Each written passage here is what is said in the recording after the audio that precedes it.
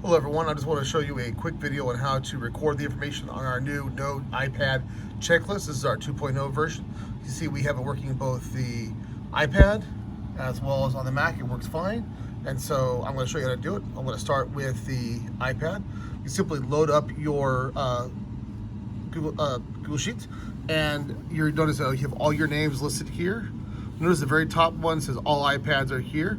And so if you happen to have a class that everyone has their iPad, there's no damage, everything's fine, you just go and select the top one, and you'll see you'll get a list that says all iPads are here in charge. And if you select that, it will highlight it.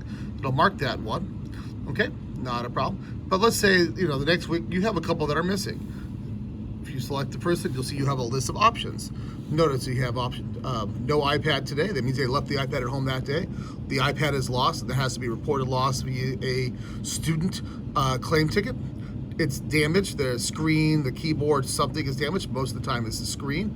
That also needs to be reported on the students, need to report that on their ticket piece. And the iPad is here, but it's not charged, somewhere below 20-25%. You can select that one. And so you just pick the one you want. Let's say it was left at home that day and stuff, and you see it gets marked and it's color coded. But let's say 5 minutes later, the iPad shows up. The parents brought the iPad to the school, and the student now has the iPad.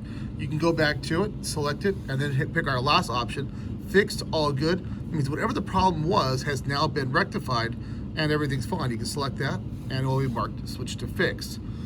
If you go over on the PC, on the Mac, it's the exact same approach. See, I already have everything recorded because it calculates both. You can just hit the down arrow and make your selections just as well. Not a problem. Just as easy, okay? But one of the hard parts it is when you have to change one later on and change it back, it's kind of hard to remove it. So that's why we added the fix all good. If you want to delete the information and go back to the default, that's totally fine. But on the iPad, it's a little easier. That's why I put the fix mark on there. That's all you have to do. You do need to do it on each of the Mondays or first day of the week in Homeroom. And if you have students that get added to your Homeroom, just go ahead and add them to your list.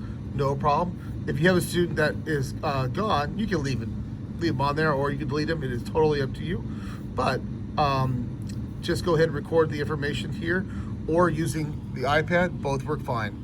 Steve says hello. Have a great day.